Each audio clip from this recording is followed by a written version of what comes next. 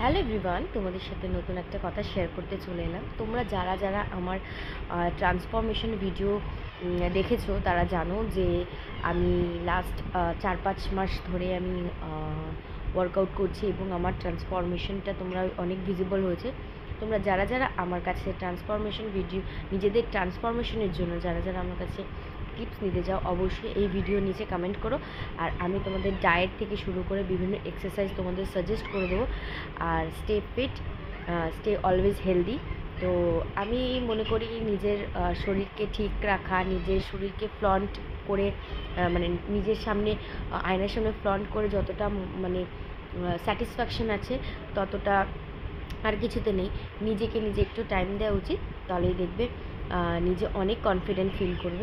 তো যারা যারা তোমরা চাইছো যে আমার কাছ থেকে ফিটনেস টিপস নেবে, তো তারা তারা এই ভিডিওর নিচে কমেন্ট করবে, আমি তাদের সবাইকে রিপ্লাই করে দেবো।